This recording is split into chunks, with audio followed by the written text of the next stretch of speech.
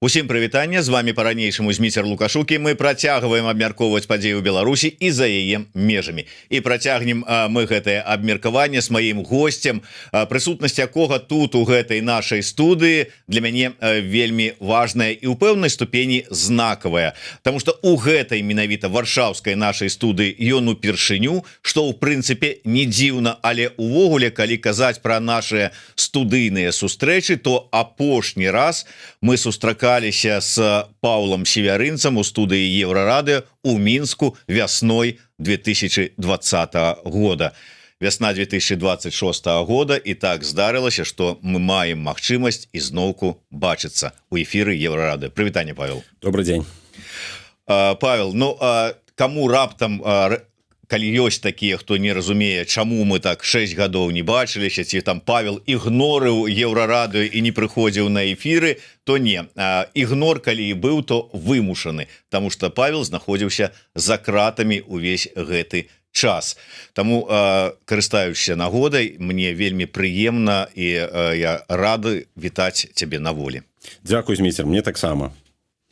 Павел, давай, можа быць, паколькі ёсць магчымасць, палітыка з вялікім досведам палітычнага жыцця, палітычнай дзейнасці, распытаць пра яго бачанне сітуацыі, тым больш, што ў цябе ўжо была магчымасць атрымаць інфармацыю, ехаць, як кажуць, у тое, што адбываецца у нас, запоўніць тыя лакуны, якія здарыліся з-за таго, што знаходзіўся за кратамі, не меў магчымасці там атрымліваць інфармацыю, а ўжо не кажу далучацца да дзеянняў. Таму ўжо ведаеш, разбіраешся, разумееш, і слухай, а давай вот, можа быць, з гэтага і пачнем. Вот даволі шмат, дзякуй Богу, людзей, не ўсе шкада, але шмат людзей, дзякуючы адміністрацыі Трампа, дзейнасці Джона Коула, Сміта, выйшлі на волю, і такі атрымаўся значны падзел. Хтосьці кінуўся адразу, фактычна, там ухапіўшы нейкую інфармацыю, крытыкаваць усё і усіх, што ёсць навокал, фактычна. Хтосьці спачатку разабраўся, але вот як по тваім прыкладу, ты даволі так акуратна, асцярожна і вельмі памяркоўна ацэньваеш і адгукаешся пра тое, што і пра тых, хто знаходзіцца наўкол. Ты можаш патлумачыць, чаму такі рэзкі падзел адбыўся ў меркаванні вызваленых палітвязняў?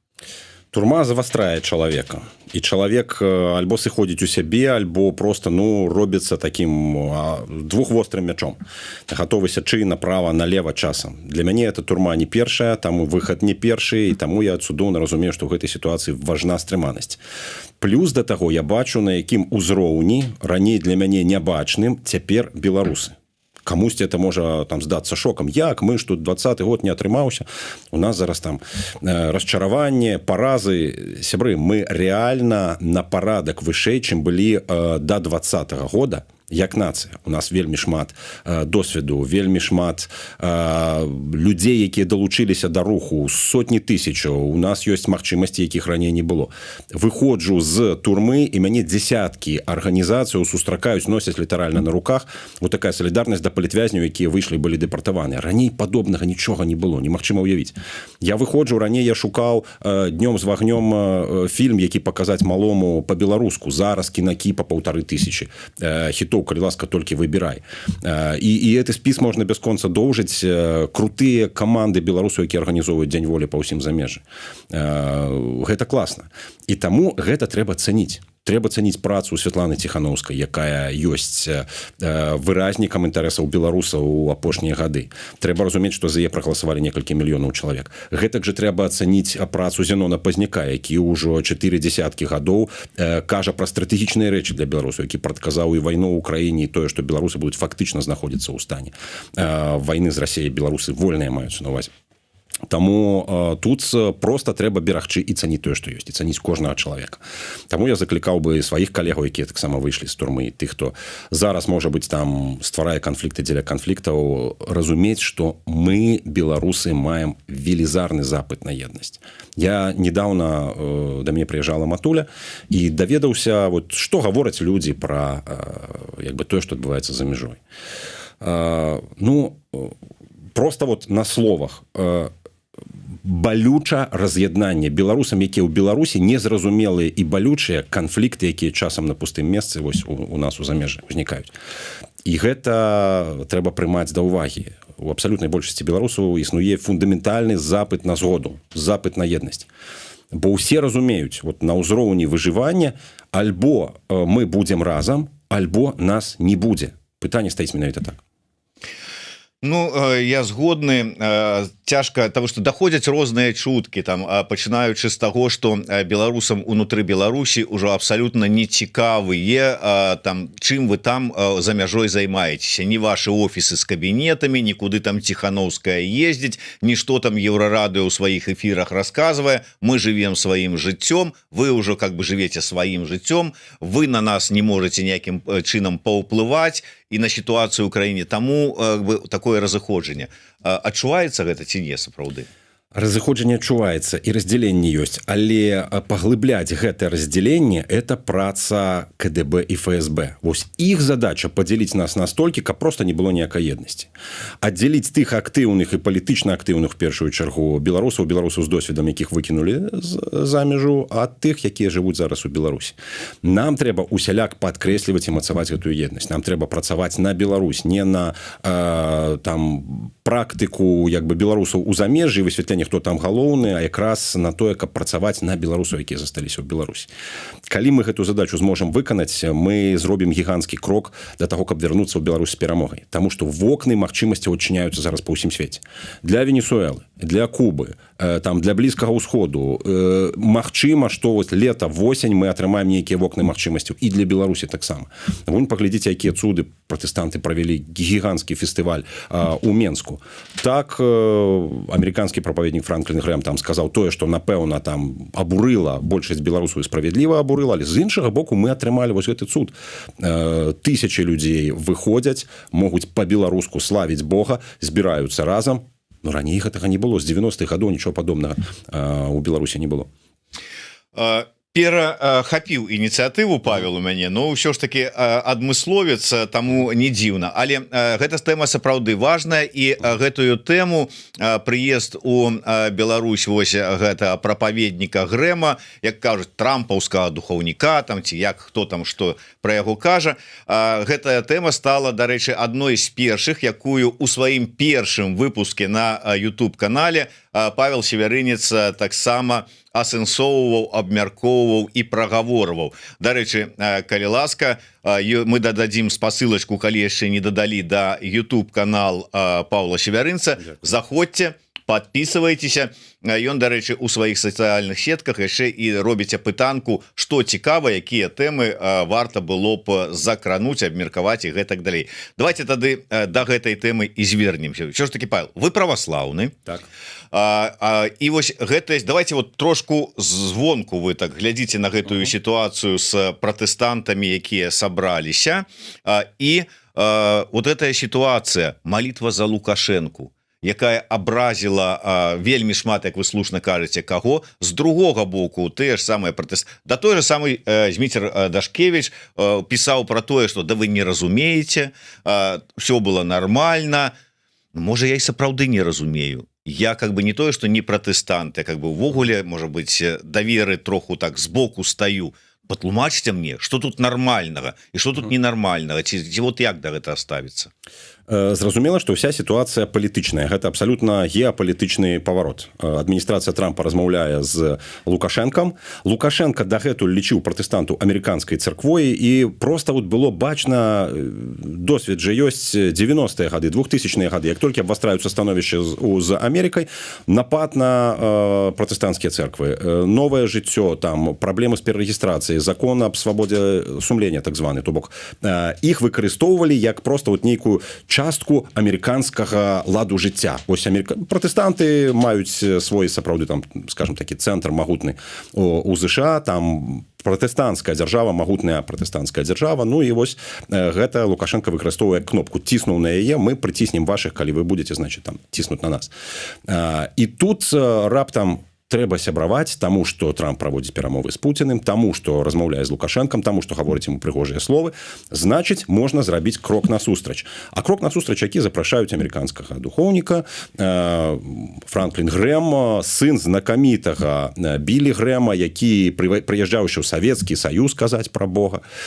І вось гэта пэўная такая пераемнасць, это пэўная такая легенда, скалыхнутая ўсё пратэстанцкае асяроддзе. Пратэстанты разумеюць, што нешта адбываецца. На паверхні палітыка. Франклін Грэм прыязджае, есть у Макбай, рассказывае, што людзі паўсюль чымсьці незадаволеныя, як бы вот у нас таксама ёсць незадаволеныя прэзідэнтам Трампам. І ўсе разумеюць, што гэта, это афіцыёз, это афіцыяльная частка. Франклін Грэм узяў на сябе ўвесь бруд, так сказаць, взяў брудную працу, прыехаць, дамовіцца з Лукашэнкам, сказаць добрыя словы. Для чаго? Для таго, каб 15 200, ці зараз нават некаторыя кажуць, десяткі тысячаў людзей за 3 дні далучыліся да гэтага фэсту, прыйшлі да Бога. Што мы маем у сухой рэшце? Пратэстанты хорам 1300 чалавек спявалі хіты, хрысціянскія хіты па-беларуску. Збіраліся разам, апраналіся. Это гіганцкі мітынг, проста можна сказаць. Спявалі пра свабоду, спявалі пра праўду, спявалі пра надзею. І многіх людзей гэта зараджае внутры Беларусі. Это разуменне таго, што вот як у 18 годзе дазволілі на нейкай пляцоўцы адзначыць 100годдзе БНР. Адзначылі, людзі натхніліся. І гэта в пэўным сэнсе было пра 200 2020 года. Тут таксама, в духоўным плане это яшчэ важней. Людзі моляцца разам за Беларусь. Людзі моляцца зараз разам за сваю родную зямлю. Это таксама там фарматуе не толькі іх душы, але і сітуацыю ў Беларусі. Я як верніку это вельмі веру. Многія скажуць, слухай, а як это так? Ён жа моліцца за Лукашэнку і за Пуціна. Строга кажучы, Біблія, яна прадпісвае маліцца за грэшнікаў і аддаваць іх на суд Божы. Што, в прынцыпе, было зроблена. Вот, калі ласка, Господи, вот перад табой сэрцы кіраўнікоў, зрабі так, каб яны паступалі по-твойму. Калі не могуць, Господи, воля твоя. Кепскія словы, якія абурылі в тым ліку і пра незадаволеных людзей, яшчэ раз падкрэслю, взяў на сябе амерыканскі прапаведнік. Взяў, сказаў і з'ехаў. А мы засталіся пратэстанты, застаўся эфект гэтага фэсту, а ён вельмі моцны. І в духоўным, і в культурным, і в беларускім сэнсе гэта велізарная справа для Беларусі. Пратэстанты, з якімі я размаўляў, яны не то што натхнёныя, яны проста в пэўнай эйфарыі ад таго, што это адбылося. Павел, я згодны, што ёсць пэўная эйфарыя ад таго, што гэта адбылося, але якая міжволі прасоўваецца ідэя. Вы ведаеце, дзякуючы чаму гэта адбылося? Таму што прыйшоў, сказаў, які ты маладзец Лукашенко, падзякаваў, памаліўся за Лукашенку. А тыя, хто там выступаў супраць Лукашэнкі, да, ёсць і святары, ёсць і пратэстанцкія святары прапаведнікі за кратамі, і звычайныя вернікі за кратамі. А гэта таму, што няма чаго выступаць, няма чаго высоўвацца. Хадзіце, маліцеся спакойна, хадзіце на працу і ўсё. Я думаю, что такой простой ситуации, такого послания явно недостаткова для того, каб понять настрой людей. Пратэстанты бачылі, што адбываецца. Все цудоўна ведаюць, што і для чаго гэта зроблена. Я перакананы, што тысячы людзей маліліся насамрэч не за тое, каб Лукашенко застаўся пры ўладзе, і мы маглі атрымліваць такія нечаканыя падарункі, як фестываль надзеі, а маліліся за рэальную свабоду і незалежнасць Беларусі. Абсалютна перакананы, малітва, якая ішла ад сэрцаў, не афіцыёз, а тое, што ішло ад сэрцаў, яно мела такую фармулёўку. І ўсе гэта разумелі. І вось гэты дух якраз такі людзей і натхніў. Збоку выглядае не вельмі. Магчыма, Франклін Грэм павінен быў выбраць іншыя словы. І больш сур'ёзныя словы, у тым ліку і да тыранаў, і да Лукашэнкі, і да Пуціна. І больш натхняльныя словы для тых, хто змагаўся ў 2020 годзе, тых, хто перажывае зараз. Магчыма, тут мы не можам нічога сказаць, можам ізноў жа толькі маліцца за тое, каб наступны раз Франклін Грэм такія словы знайшоў, альбо пастарацца яго пераканаць у тым, што варта было казаць па-іншаму, але яшчэ раз падкрэслю, ён сказаў і з'ехаў. Мы, беларусы, засталіся. І мы, беларусы, засталіся з эфектам у плюсе. Перакананы, што мы атрымалі вялікі плюс з гэтага. Пытанне. Ці маглі б вы удакладніць у Паўла, калі магчымасць маліцца, если возможно молитва за Лукашенко, то существует ли молитва за дьявола? И как часто протестантский или православный святар молится за него? За д'ябла, наколькі я ведаю, ніякія святары не моляцца. Д'ябал гэта абсалютнае зло. А вот што тычыцца Лукашэнкі, тут пакуль ён яшчэ жывы, значыць Господ канчатковага выраку над ім вот, не сказаў, не зрабіў. Таму, ну, про гэта мы спрачаемся, дарэчы, са сваімі сябрамі, з праваслаўнымі пратэстантамі. Ці можна маліцца за тых, хто гвалціць, ці можна маліцца за тых, хто забівае. За іх душу так, бо іскарка нават у самым закаранелым грэшніку захоўваецца. Я упэўнены, што зараз ну ніякія прыпаркі просто вот, ну, не могуць змяніць Лукашэнку, які ён ёсць. Можа быць, у Господа ёсць свае планы на гэты конт. Але думаю, што тут значна важней нам усім маліцца за тых, хто патрабуе, маліцца за тых, каго Лукашенко ламаў, каго гвалціў. І мы гэта зрабіць можам. Пастары, амерыканскія прапаведнікі могуць рабіць свае палітычныя выбары і так далей. Мы, беларусы, робім свой. І я, напрыклад, малюся за тых, якія в турме. Я малюся за тых, якія зараз в сітуацыі вобшукаў, малюся за тых, хто терпіць за блізкіх, родных, тых, хто сядзіць за дапамогу ўкраіне, іх безліч, іх маса, пра іх таксама шмат не кажуць і пра іх таксама не распавядуць па тэлевізіі. І кожны з нас можа далучыцца да гэтай малітвы таксама. У нас ёсць і няспынная малітва за Беларусь, якая круглыя суткі адбываецца, днём і ноччу перадаюць людзі эстафету гадзіна за гадзінай. Ёсць малітвы за Беларусь у большасці беларускіх парафіяў за мяжой, можна далучацца да яе. Калі от варта і трэба памаліцца, то варта далучацца да яе. Вожык патрыёт, асабіста мяне ў гэтай малітве чапляе не в яе факт, а тое, што падчас яе былі наўпрост парушаныя уласныя правілы, бо падчас малітвы мусіць казацца, што гэта зло, а нам яшчэ потым на выхадзе кажуць, што Лукашенко цудоўны хлопец. На фоне таго, што сёння рэлігія моцна страціла свае пазіцыі ў грамадстве, дзеянні Грэма не выглядаюць як яшчэ адзін крок, каб адвярнуць патэнцыйных вернікаў. Дзеянні Грэма могуць адвярнуць патэнцыйных вернікаў. І гэта факт, тое, пра што я казаў таксама на сваім канале. Магчыма, дзесяткі тысячаў людзей просто чарговы раз выдохнулі з расчараваннем і са знявераннем. Ну вось, здавалася, пратэстанты, людзі, якія цвёрда стаяць у веры, ну вось, прыязджае іх лідар з Амерыкі і гаворыць такія рэчы. Але звярніце увагу, беларускія пастары, беларускія вернікі, евангельскія стаяць у праўдзе. Яны не дапускаюць такіх нават кан'юнктурных меркаванняў, такіх яркіх выказванняў кшталту грэмаўскіх пра Лукашэнку. Яны не гавораць пра яго камплементарна. Все яны цудоўна разумеюць, што за гэта таксама трэба будзе адказваць перад Богам. Бо яны ведаюць праўду. Праўда ёсць такая: Лукашенко дыктатар, ён просто знішчае Беларусь, ён выкараняе хрысціянства ў тым ліку. Ёсць паварот, ёсць магчымасць згуляць, ён пастараўся згуляць. Вось гэта вакно магчымасцяў для пратэстантаў адкрылася. Яны зрабілі класна. Мне спадабаліся людзі ў белым, мне спадабаліся тыя, хто спявае па-беларуску, і нават сам хор, калі ўсе пачалі разыходзіцца з фестываля «Надзея», а капэла самастойна, ўжо без суправаджэння, заспяваў «Зямлю бацькоў». Беларускамоўны гімн. Это просто вот крык душы, это як стоган Беларусі, якая атрымала магчымасць вот нешта сказаць ці праспяваць.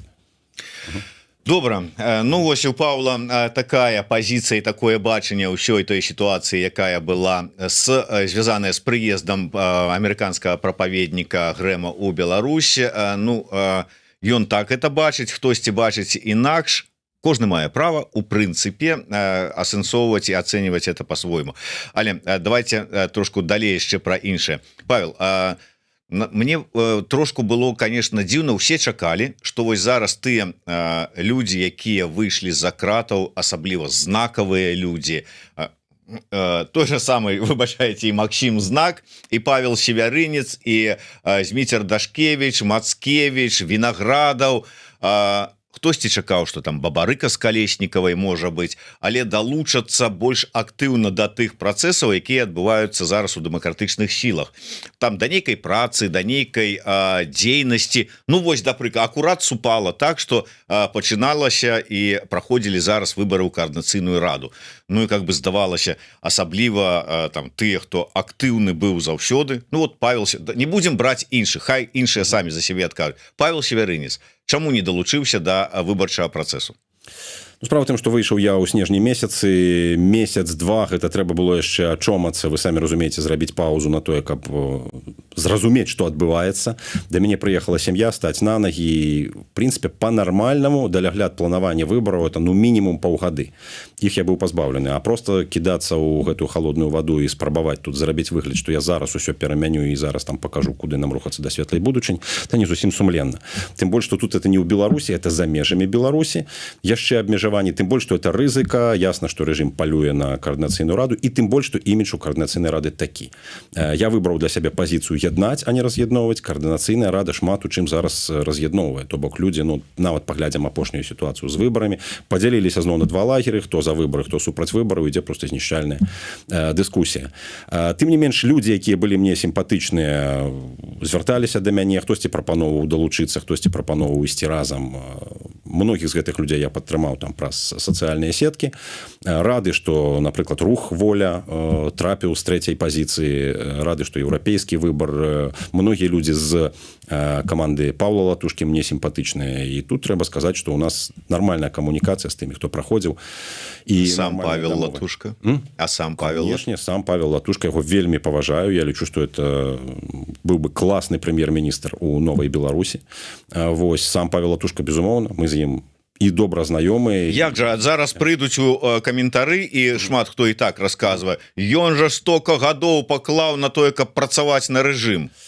В рэальнасці Павел Латушка яшчэ тады, калі я быў кіраўніком маладога фронту і размаўляў з ім, вот ён не пабаяўся, дыпламат, ведаючы, што это дзе-нідзе можа ўсплыць, дзе это можа праскразіць. Он мне сказаў, што Павел, мы робім адну справу, толькі вы стараецеся ісці так, а я выбраў іншы шлях гэтак. Але мы з вами робім адну справу. Ён сказаў мне гэта па-беларуску.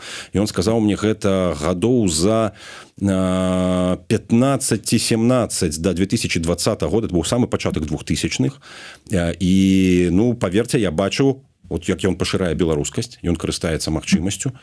Раз мы паважаем тых класных беларусаў, якія супрацоўнічалі калісьці з савецкім рэжымам, узнагароды ж маюць многія знакамітыя беларусы, савецкія ўзнагароды. Раз мы паважаем тых беларусаў, якія нават у калабарацыі з немцамі дбалі пра Беларусь, давайте мы будзем паважаць тых людзей, якія рабілі справу дзеля Беларусі, дбалі пра Беларусь за Лукашэнкам, якія дбалі пра Беларусь там у структурах Еўразвязу, разам з Амерыкай. Давайте не будзем чарніць тых беларусаў, якія карыстаюць любыя магчымасці, толькі б вось зрабіць штосьці дзеля Беларусі. І таму тут я за тое, каб і Зенону Пазняку аддаць належнае, і Святлане Ціханаўскай, і Паўлу Латушку, безумоўна, аддаць належнае і сказаць, што гэта людзі, якія паклалі сваё жыццё, ахвяравалі сваё жыццё дзеля Беларусі. І мы павінны, беларусы, іх насіць на руках.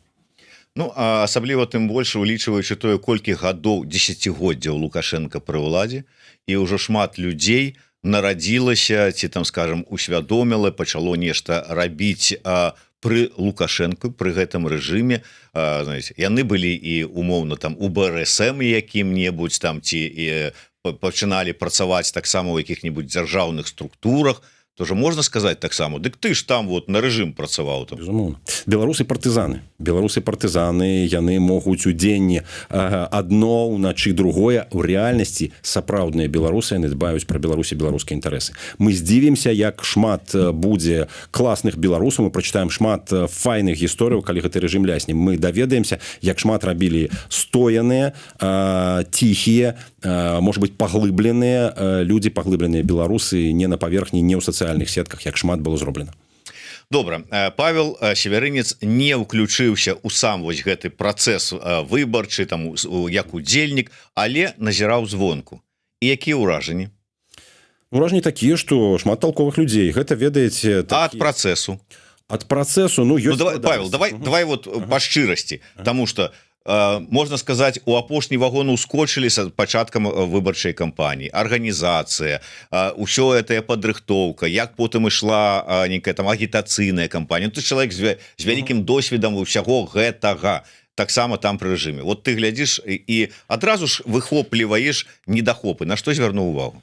Ну, конечно, я звярнуў увагу і на тое, што позна, звярнуў увагу і на тое, што там вот незразумелыя трохі гендерныя квоты. То есть, ну, я бачу, што людзі нават незадаволены. Навошта жанчыны, беларускія жанчыны паказалі клас у 2020 годзе. Яны самі могуць прарывацца ў палітыку і паказваць мужчынам, што яны не горш. Навошта нам яшчэ вось гэтыя падпоркі і лішняя дыскусія вакол гэтага? Навошта нам, беларусам, там нейкія сумнеўныя там тыя кампаніі з расійскімі каранямі, якія будуць лічыць галасы? Все роўна журналісты пра гэта даведаюцца і распавядуць. Ну, давайте просто железабетонны варыянт для галасавання. Все гэта так, але адначасова паглядзіце, якая атака ідзе на каардынацыйную раду з боку рэжыму. это ж відавочна. Тысячи людзей былі рэпрэсаваныя ў выніку гэтых выбораў, ловяць, паказваюць нават, вот прагаласавалі, мы іх зараз у турму, ідуць ператрусы і обшукі, дос-атакі там на платформу, дзе галасуецца. Лукашенко страшэнна баіцца самой ідэі вольных выбараў для Беларусі. Нават у такім выглядзе 2000 беларусаў прагаласавала. Здавалася б, якія праблемы там. Ну, быў бы Лукашенко моцны, он бы просто пасмяяўся і сказаў, ну вось глядзіце. Не. Знішчальная рэакцыя, таму што яны разумеюць, любая здольнасць беларусаў самаарганізоўвацца, галасаваць, это тая ігла, якая пратне паветраны балонік пад назвай рэжыму Лукашэнкі. І ўсё ж такі, калі глядзець, колькі людзей прагаласавала, гэтыя 2113 чалавек, і выбор, ну, как бы, вот сфармавалася каардынацыйная рада. І зараз, наколькі яна легітымная? Як задаюць пытанне, вы чые інтарэсы прадстаўляеце? 2000 і гэтак далей. Вот все ж таки вашее бачанне ёсць, ці можа сапраўды тое, што мы разумеем ціск, мы разумеем праблемы, мы разумеем стомленасць, мы, можа быць, адышлі людзі, все астатняе, але можа сапраўды ў такім выпадку, ну, не патрэбная каардынацыйная рада, і людзі вось паказалі, што цікавасці да яе няма такім вось галасаваннем. З аднаго боку это так, і, канешне, хацелася бачыць значна больш шырокую кампанію, але з іншага боку это, па-першае, класнае сацыялагічнае пытанне. Тут давера ў ўсіх ёсць. Добра, палічылі галасы. Паглядзіце, Латушка добра працуе, ён працуе з беларускай аўдыторыяй. Яго і ягоную каманду глядзяць у Беларусі на відэа. Паглядзіце, давайте разам працаваць у гэтым накірунку. Гэта атрымліваецца, то есть людзі гэта падтрымліваюць. Это не толькі 2000, якія прагаласавалі, а пытанні ж былі таксама. І пытанні даволі карэктныя, яны кажуць таксама все пра адно. Каманда Латушкі выйграе. Так паслухайце, давайте паглядзім, давайте вот так стрымана, грунтоўна таксама будзем працаваць і будзем паважаць эту працу. Паглядзіце, напрыклад, на рух «Воля», які перамог. Нарэшце мы пачынаем чуць пра тое, што трэба браць адказнасць за сітуацыю ў выпадку вайны, у выпадку узброенага канфлікту. Это гавораць каліноўцы, это гавораць людзі, якія ведаюць яшчэ з пачатку 2000-х гадоў, займаюцца і умеюць. І давайте таксама падтрымаем гэтых людзей. Каардынацыйная рада паказвае, што ёсць адсотак беларусаў, які гатовы да апошняга стаяць, абараняць, укладацца вось у гэтую абсалютна важную зараз рэч. Таму што, ну, слухайце, вакол таксама вайна, рух у свеце просто неймаверны, канфлікт там, канфлікт тут, беларускі балкон, правакацыі з тэрыторыі Беларусі. А хто будзе пра гэта казаць нават? Хто гэтым будзе займацца?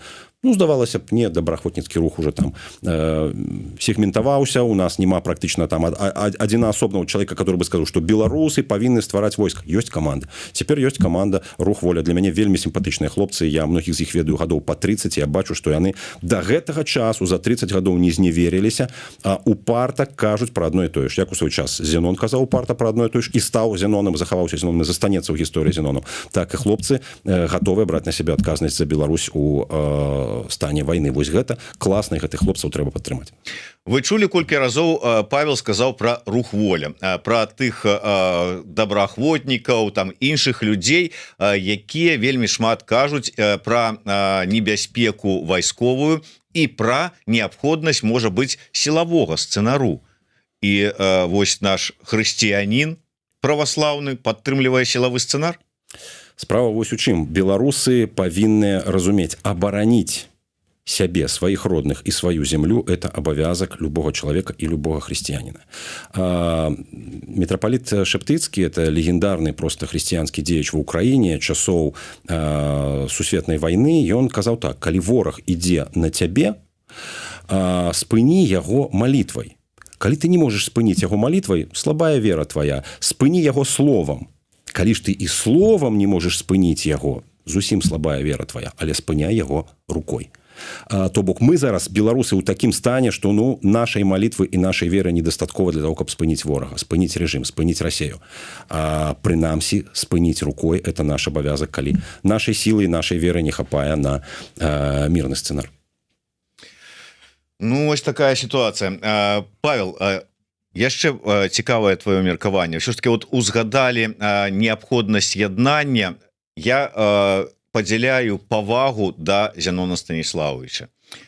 Не падаецца, што апошнім часам сам Зенон Станіславович вельмі шмат сваімі допісамі, сваёй крытыкай, сваёй пазіцыяй працуе на раз'яднанне. Часам можа скласціся такое ўражанне. Але Зенон, ён трымае такі курс, які дазваляе збалансаваць і азірнуцца на небяспекі усім, хто робіць беларускую справу. Можа быць, Зенон дакладна разлічвае, што ягоныя словы выключуць рэакцыю, якая прымусіць сунуцца, агледзецца і трохі скарэктаваць курс. Яму гэта ўдаецца. Зенона слухаюць да гэтага часу. Калі б гэта было пустое, ну ніхто бы, прабачце, ўжо не слухаў Зенона пазнікае 30 і 40 гадоў. Яго слухаюць, таму што за гэтым стаіць нацыянальны беларускі інтарэс, нацыянальны эгоізм, як я часта кажу. Вот ёсць нейкія базавыя рэчы на ўзроўні выжывання нацыі, пра якія трэба казаць. Многія рэчы пра сябе нават людзі не хочуць казаць, таму што, ну, слухайте, мне трэба выжыць, мне трэба рабіць вось гэта, прабачце, хто гэта зробіць, калі не я. І Зенон Пазняк гэта мэтанакіравана і гучна агучыў. Ад імя беларускай нацыі, то есть беларускай нацыі важна зараз, каб там знялі тыя ж самыя санкцыі, мы не так былі завязаныя на Расею. Ёсць пытанні, все дасведчаныя палітолагі кажуць, ну нельга так рабіць. Зенон гаворыць пра тое, што нам патрэбна в перспектыве 5, 7, 10, 20, 30 гадоў. Ён бачыць наперад.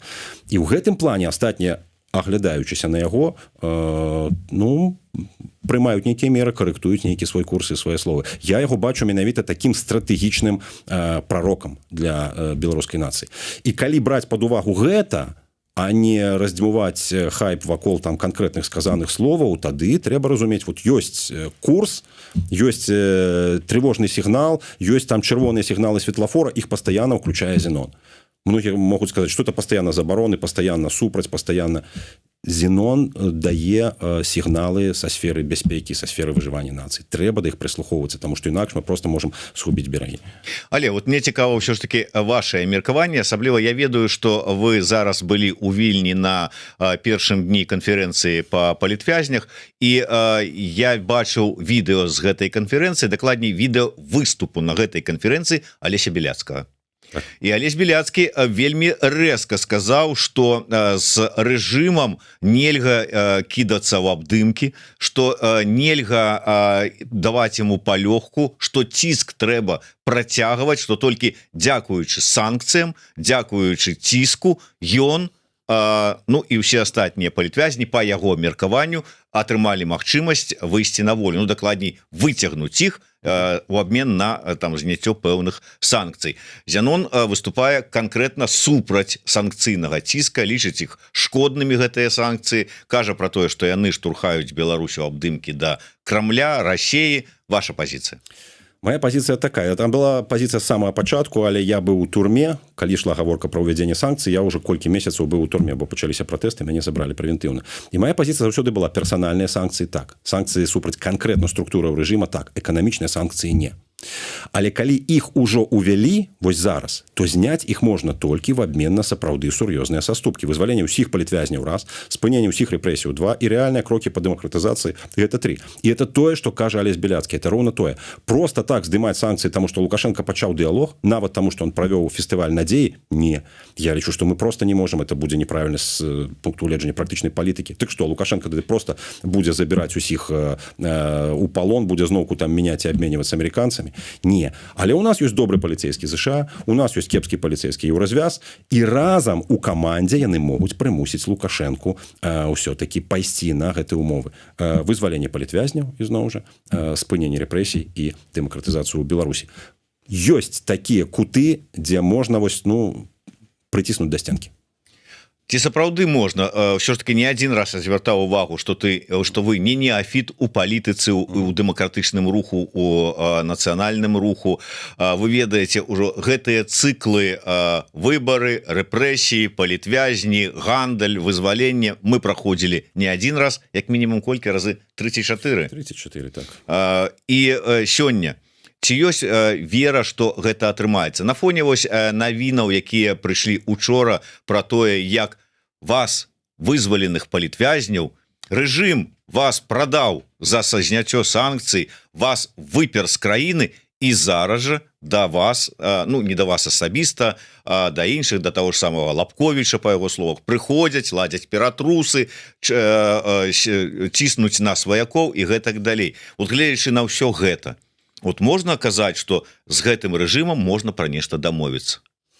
Пра нешта дамовіцца можна, і амерыканцы паказваюць, як гэта працуе, але адных толькі амерыканцаў замала. Цвёрдая пазіцыя еўразвязу, якую ён заняў цяпер, я думаю, дастаткова для таго, каб Лукашенко в момант геапалітычнага павароту апынуўся перад невырашальным для яго выбарам і пачаў бы аддаваць вось гэтыя пазіцыі.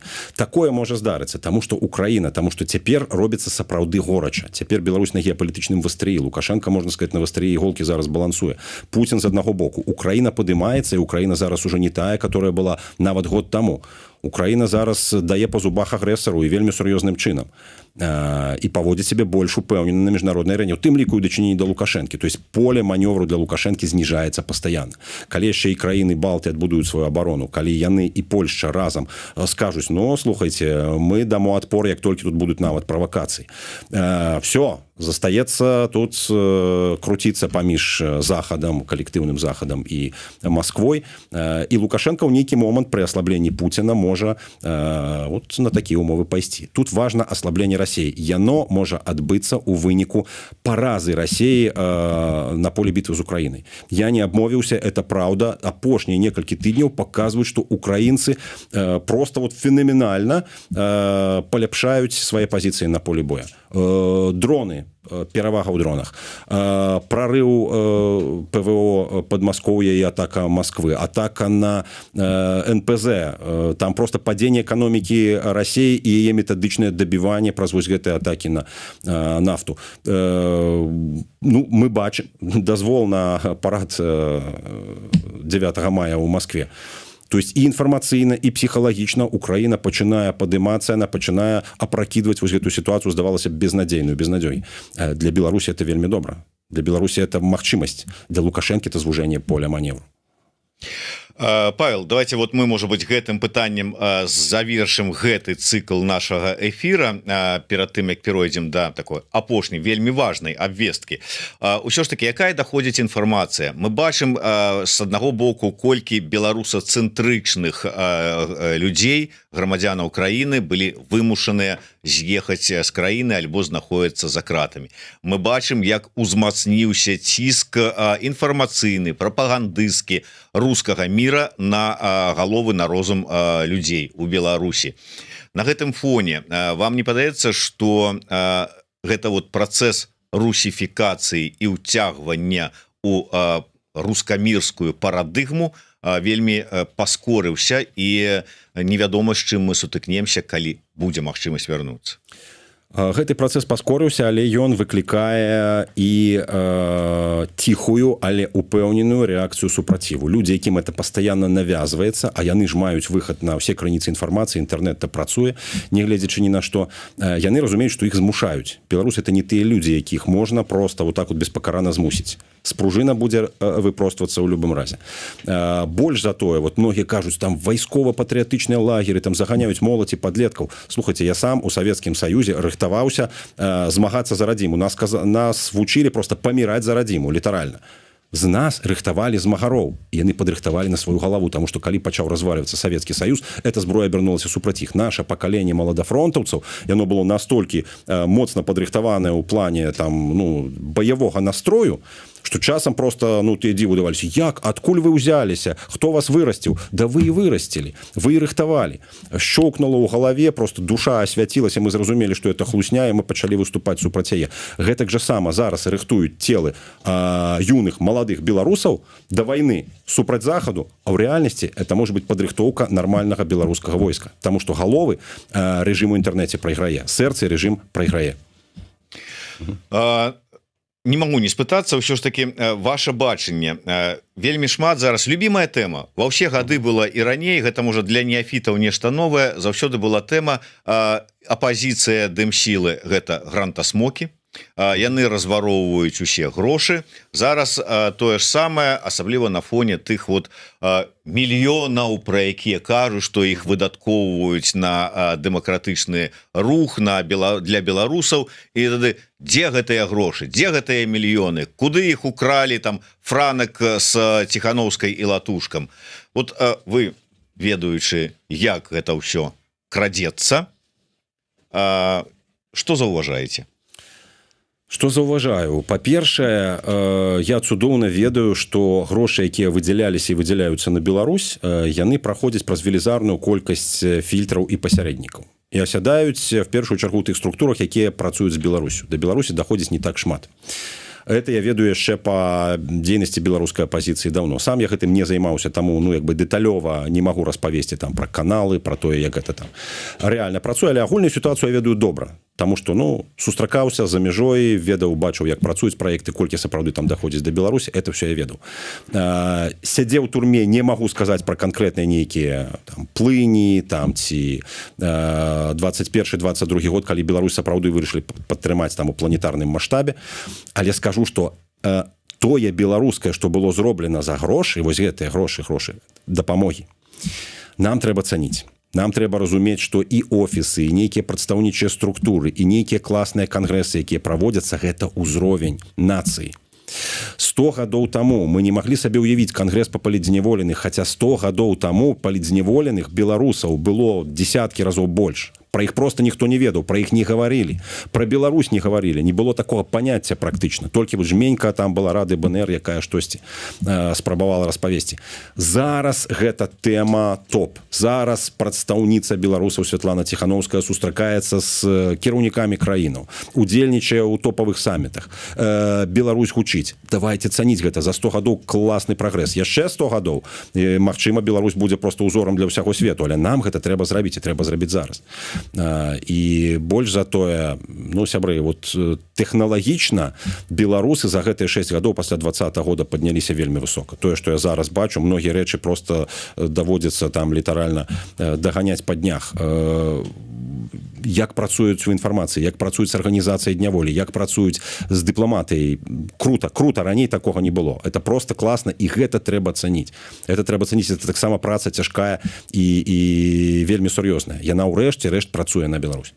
Але кажуць, што глядзіце яшчэ трошку, і ўсе гэтыя сённяшнія структуры, дэмсілы ператворацца пры ўсёй павазе Раду БНР 2.0. Ведаеце, гісторыю ніхто не адмяняў, але ўжо зараз мы на больш сур'ёзным узроўні, чым быў беларускі рух тады. Это адназначна, і тут гаворка ідзе пра такія сістэмныя змены, пра сотні тысячаў людзей, палітычна адукаваных, тых, якія хочуць мяняць Беларусь. Тут ідзе гаворка пра досвед рэальнай незалежнасці ў пачатку 90-х. Это значна лепш, чым тое, што было ў нашых папярэднікаў з БНР. Што ж, у коаардынацыйную раду Павел Севярынец не пайшоў, да іншых нейкіх плыняў не далучыўся, але займаецца іншай справай, іншай працай. Я ўжо сказаў пра тое, што ён распачаў такі свой YouTube-канал, спасылачка ёсць у апісанні ў гэтага чата, але ёсць яшчэ нешта. За гэты час Павел Севярынец выдаў сваю першую кнігу на волі пасля вызвалення. Вось гэтая кніга «Беларусь – гэта святое», і гэтую кнігу Павел будзе прэзентаваць у Варшаве заўтра. Ён, правда, напісаў у сябе: «Усіх прыхільнікаў беларускай хрысціянскай дэмакратыі запрашаю на сустрэчу», але я дадам: усіх прыхільнікаў Беларусі Павел запрашае на гэтую сустрэчу. А больш, можа быць, пару словаў больш шырака пра гэтую кнігу я папрашу, каб ты расказаў. Дзякуй вялікі. Гэта першая кніга з тых 7, якія я рыхтаваў за гэтыя гады ў турме. Большую частку з іх давялося перадаць праз сваякоў на волю, затым фатаграфаваць, і цяпер мы даводзім іх да ладу, даводзім да друку. Тут малюнкі, якія дасылаў свайму сыну Францішку, тут вершы, якія давялося трымаць у памяці, кожны аўторак паўтараць у турме на памяць, бо выпусціць вершы за межы турмы было немагчыма. І тут выслоўі. Наступныя кнігі будуць пра беларускія гарады, наступныя кнігі будуць пра дні беларускага календара, пра беларускае трыадзінства. Будзе кніга казка, дзіцячая казка, якую я таксама пісаў для Францішка, і кніга віктарынаў. Канешне, асноўная тэма гэта Беларусь. гэтую кнігу удалося выдаць таму што беларусы літаральна за некалькі гадзінаў сабралі грошы на байсоле на падтрымку маёй грамадскай дзейнасці, вось на кнігу і на YouTube канал. Ну а таксама дзякуючы падтрымцы Art-Power для палітвязняў рэпрэсаваных ёсць такая адмысловая праграма падтрымкі на выданне іх кнігаў. Заўтра ў 16:00 в беларускім доме на Крынічнай 6 у Варшаве мы будзем гэтую кнігу прэзентаваць, можна будзе задаваць пытанні, я буду чытаць вершы з гэтай кнігі. Ну і запрашаю таксама далучацца да тых сустрэчаў, якія пройдуць па іншых вялікіх гарадах Еўропы, дзе ёсць беларусы. Мы 30-го будзем у Беластоку, затым у Вільні, затым поедем па буйных гарадах Польшчы. Я спадзяюся, што заедзем і ў Лондан, і ў Брюссель. Там ужо ёсць папярэднія дамоўленасці. Так што заклікаю, прыходзьце, будзем разам размаўляць пра тое, чаму Беларусь зараз у плюсе, як натхніць беларусаў, як вярнуцца у Беларусь з перамогай. Ну что ж, пакуль што Варшава, субота 24-го, 23-го, прыходзьце, Крынічна 6, беларускі дом у Варшаве. Беларусы, якія тут жывуць ужо даўно, ведаюць добра гэты адрас, таму што там пастаянна адбываюцца нейкія беларускія імпрэзы. Так што далучайцеся, паслухайце вершы, набуеце кнігу, пагаворыце, зададзіце свае пытанні Паўлу Севярынцу вочы ў вочы. Такім чынам. Дзякуй вялікі, Павел. Дзякуй вам. Да сустрэчы ўсім. Жыве Беларусь. Жыве.